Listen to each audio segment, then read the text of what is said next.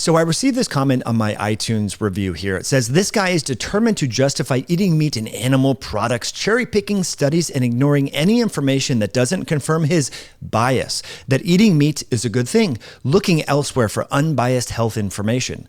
The handle here is Bias Policeman. That is the Karen over on iTunes. Okay, so let me just reply to this. As many of you know, I've been interested in health since I was actually a young child. I have been interested in fitness and nutrition. I started taking protein powders and vitamins and things like that. As an early teen, like I went to a natural food store and got some whey protein. And I remember just talking to the salesperson when I was like 13, 14 years old about the essential amino acids in whey protein. And I knew then that I wanted to really get into nutrition. Just hearing this guy talk about amino acids and what they do for muscle protein synthesis and getting into fitness and high school football and all of that.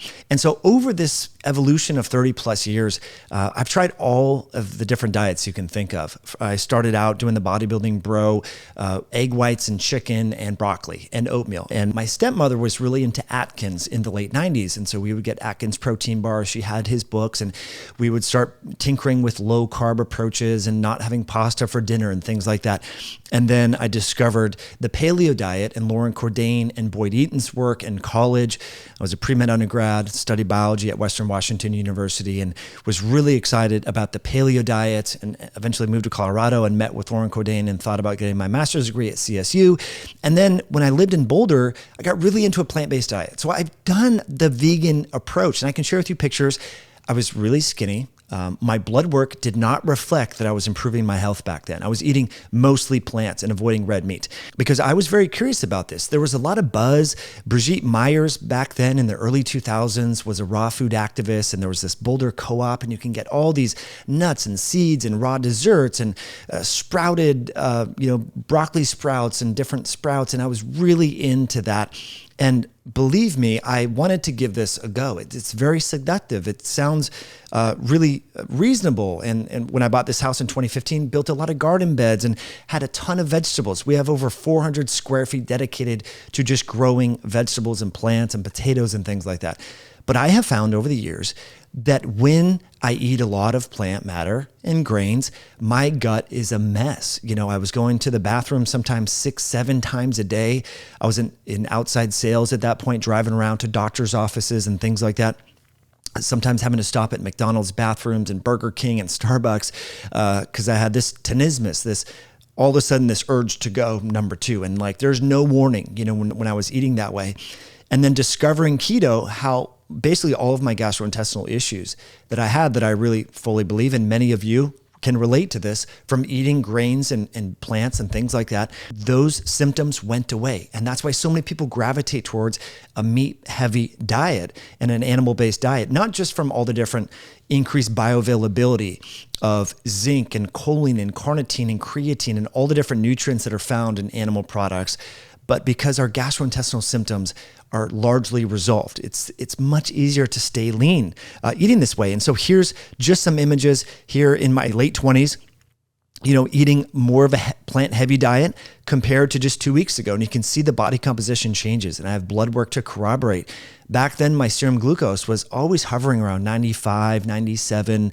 Triglycerides weren't high, maybe in the 70s, 80s. But now my glucose and hemoglobin A1C and insulin and triglycerides are significantly lower, much less belly fat. You can see in the face, much less facial fat, neck fat, much more lean, much more muscular. So when I see these comments from people saying that I'm so biased and just cherry picking studies and things like that, sure, we're all biased. Am I biased? Of course, we all are. But my bias comes with a dossier and history of anecdotal evidence, tinkering with different things, and also working with clients that I've been doing since 2006. So I appreciate people critiquing me, but at the same time, I have tried these different things. And here's a picture shortly after my daughter was born. And this is when I was really eating a lot more plants, a lot of salads, having eggplant and potatoes, tons of vegetables, because this was around when the Human Microbiome Project came about. And I was really big into this. This was when I was writing the book Belly Fat Effect. As you can look at my face here, I'm not the epitome of health at all. Far from it. Now, was I drinking wine back then? Yes. Do I drink wine now? No. I haven't had a touch of alcohol for well over a year. But That being said, my diet had way more plant material and higher fiber contents than I do now. And as you can see here, this picture from just several weeks ago, much tighter jawline, much leaner, more muscular. So, when people accuse me again of being biased and not open-minded, and I'm just, going to die on this hill that animal products are the healthiest thing that anyone could eat. I've tried eating the way that the authorities are telling us to eat, and it really didn't work for me. And I've worked with clients and helped them improve their body composition and their blood work by having more of a high protein animal-based diet. Now, that being said, we have avocados, we have olives, we have carrots, we have tubers, we have root vegetables. I have fermented vegetables. Will I eat a salad periodically? Yes. Do I have fruit? Yes. Do I have honey? Sure. But, the foundation of the diet is whole food derived animal products, whole eggs with the yolk, not just the white, grass-fed meat from a local farmer. So we have a freezer of that. Game meat. I go hunting with friends and family. We have backyard chickens, for the eggs, right? So again, I think it's important that we just understand who can benefit from eating this way. We'll talk about all the benefits of creatine and carnitine and these different things, but people with autoimmune disease can really benefit from minimizing the plant matter in their diet. So if you have asthma, allergies, autoimmunity, and you're still having symptoms, you might want to consider removing some of the plant matter, especially the plants that have high levels of anti-nutrients. Zucchini, tomatoes, grains, lectins, things like that can worsen autoimmune disease and asthma and allergies. Anyone with gastrointestinal challenges. So if you have IBS, Crohn's, you have irregular bowel movements, periodic constipation, diarrhea, tenesmus, multiple bowel movements per day, or no bowel movements altogether, you might want to benefit from going on a largely animal-based diet. Mood issues. If your mood fluctuates, you have anxiety, depression, mania, things like that, you might want to consider minimizing, again, the anti-nutrient matter in your diet. If you struggle losing body fat, and this is, again, a very common problem, sadly, about 55%, depending upon the state you live in, of adults are obese now. And this is crazy. So it's close to 70% of American adults are either overweight or obese. So many people have this problem, and it's not from meat consumption. If you look at the historical data, we're eating less and less red meat as a culture, as a collective. A lot more chicken, so people are still getting some protein. I'm not a huge fan of chicken outside of the eggs for reasons we can talk about later. But those are the individuals who can benefit from that. Now, I just want to share with you this article here, published in the Journal of Nutrition, titled Friend or Foe: The Role of Animal Source Foods in Healthy and Environmentally Sustainable Diets. You might notice Stanford's own Christopher Gardner, who is, as many of you know, a prominent activist for a plant-based diet. But in this article, they talk about the health benefits of animal-based foods, which we're going to get to, such as creatine, carnitine, vitamin B12, zinc, choline, all of these things that you're not going to find in a vegan-based diet. So we're going to continue and talk about all these different health benefits. But first, friends, I just want to say thank you for being here. If you enjoy our content, please hit that like button. Let me know what you think of this content and the science we're about to share in the comment section of this video. Now, speaking of animal-based carnonutrients, creatine is arguably one of the safest and most effective ergogenic aids, meaning it helps you with your exercise performance. We know a lot of people are not being as physically active as they should, but they need to improve their metabolic health, cardiovascular health, and body composition. One tool that can help you with your exercise sessions is creatine around exercise. It helps with energy production when you are exercising. A modality that can actually increase creatine absorption is pairing electrolytes with creatine. We know that the creatine transporters require electrolytes like sodium, potassium, and magnesium to get the creatine into your muscle cells and your heart cells, as well as your brain. So that's why we paired over at Myoscience creatine with electrolytes. You get the CreaPure creatine raw material. That's the only non-Chinese derived creatine is made in Germany, along with high potency electrolytes. And that is the electrolyte sticks, featured both in a bulk powder jar as well as electrolyte sticks packets that are easy to use. You can save with the code podcast over at myoscience.com. There's close to 800 authentic reviews there where you can see what other folks like you are saying about that. So again, Myoscience is the URL.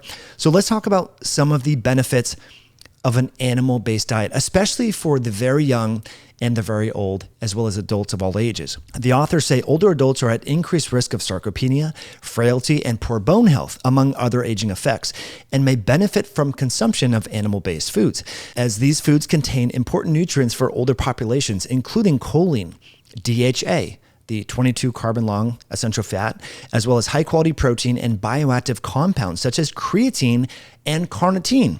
We just talked about creatine. So very beneficial for the brain as well, not just for exercise performance. A systematic review of interventional and observational studies found strong and consistent evidence of the beneficial impact of lean red meat intake on muscle health and protection from sarcopenia. Evidence also suggests that dairy may have beneficial impacts on sarcopenia and frailty and dementia and Alzheimer's. So again, when activists that are big into plant-based diets like to comment and say that, I'm really biased and all this sort of stuff, you have a Stanford researcher who is writing articles acknowledging that there's science suggesting that animal-based foods, in fact, have a health benefit in certain instances and much more. In fact, when we talk about pregnancy and lactation, there's a lot of push now to encourage mothers to go on a plant-based diet and breastfeeding mothers to eat plant-based, which I think is really not rooted in sound evidence. And these authors say there is suggestive evidence that animal-based foods can make a positive contribution to diets during pregnancy and lactation and during infancy and early childhood, where there is a risk of deficiencies in nutrients that are well supplied by animal-based foods. And what about children? A lot of parents are saying, yes, my kid is vegan. My kid has been a vegetarian for 12 years, all this nonsense. I think it's not a good idea. My daughter is an athlete. She trains a lot. She has a lot of raw dairy, butter, obviously lamb and animal, flesh from ruminant animals. So I know there's ethical considerations and things like that. As I mentioned, we work with local farmers who are humanely processing, free-range animals and things like that. But what does the evidence show for animal-based foods for kids? The investigators write, adolescence is the life phase with the second fastest growth velocity, and adolescents simultaneously undergo important reproductive, endocrinological, and neurodevelopmental changes that require nutrient-dense foods. Dairy intake among adolescents has been associated with improved bone health and improved height and reduced weight and degree of obesity. And meat and dairy intake has been shown to improve growth and cognitive outcomes in patients with low intakes, for example, in rural Kenyan school children. But you might be saying, what about the saturated fat from butter or from red meat? Won't that clog my arteries and increase my risk of cardiovascular disease? Hold on a moment. The investigators write, several systematic reviews and meta-analysis of randomized controlled trials have provided evidence that limiting saturated fat improves serum lipid and lipoprotein concentrations or reduces the risk of cardiovascular disease. However, no such studies have demonstrated a significant impact of saturated fat on total mortality. So again, there is evidence to suggest that manipulating saturated fat concentrations in your diet impact serum lipoproteins, but there's very scant, if any, evidence to suggest that this actually increases your risk of dying prematurely from cardiovascular diseases, cerebrovascular diseases, or other diseases. So we need to look beyond biomarkers and focus on mortality and hard outcomes, not just lipoproteins that are associated with disease, because we know that many people who have a fatal heart attack have low-density lipoprotein levels at the time they are admitted to the hospital. So this correlation between dietary saturated fat, lipoprotein levels, and outcomes is not so clear cut. So I think that's important to acknowledge. In another video, we're going to talk about a recent Cochrane Review database finding there is virtually no evidence to suggest that high saturated fat diets and or low saturated fat diets are linked with, respectively, increased or decreased risk of cardiovascular disease. We will provide some of the details on that. But I think this is a very interesting point that Gardner et al. Make here with regards to possibly the source of saturated fat and removing the whole food matrix and isolating the saturated fat out of that. For example, in the case of possibly butter. So I know it was really seductive for a lot of people to consume a lot of liquid fat in a keto coffee, bulletproof coffee. I don't do that anymore because I found that when I did my non-fasted blood work after having a bulletproof style coffee, nothing against Dave Asprey, of course, but the liquid fat, I think, can be problematic for postprandial hypertriglyceridemia. That is increasing your post-meal levels of triglycerides, which we know can be problematic. So the investigators say ultimately the type of saturated fat, food source, and quality are important, as is the quality of the overall diet. In general, evidence suggests that excess intake of saturated fat that are separated from the food matrix, for example, butter or oils, is problematic, whereas moderate intake of saturated fats that are contained within food complex matrices, such as yogurt, are not problematic. And so I think this is actually important to consider. I'm not, of course, saying don't cook with butter. I think cooking with butter is amazing. But some people, especially some of the folks that get really excited about keto, are just gobbling down butter. And that's probably not a good thing. So I think cooking with butter, not eating it out of like in the spoonful type quantities is helpful. So I do think that's important. And we can extrapolate that again to all sorts of oils, the seed oils, for example. People are pouring this all over their foods or getting this in foods. Most of the packaged food, the oil or the fat content is coming from soybean oil, which we know is not helpful. So in conclusion, there's ample evidence to suggest it's not me cherry picking. You have a vegan activist, right, who is recently setting up randomized controlled trials, evaluating the effects of a plant-based diet versus an omnivorous diet. Curiously, even though in this study, he says no such studies have demonstrated that saturated fat changes impact mortality, but we do know that a vegan diet might lower your LDL cholesterol. But we know that heart disease goes much beyond low-density lipoprotein cholesterol concentrations. There are multiple other risk factors, including body mass index, blood pressure, triglycerides, fibrinogen, inflammation, and so forth. So in conclusion, in my opinion, and this is just my opinion, many people benefit from going on a carnivore style diet because they have mood issues. They have gut issues. A lot of people have asthma, allergies, and autoimmune conditions. I mean, these are some of the top reasons why people go to the doctor. Low back pain, chronic musculoskeletal issues, achy joints. And most people find when they cut out the grains in their diet, they cut out the high anti-nutrient load plants and have more protein derived from animals and eggs and raw dairy, they feel better and they start to look better. They're more active. They have more muscle mass. They have more energy, better sleep, better sex drive. The list goes on.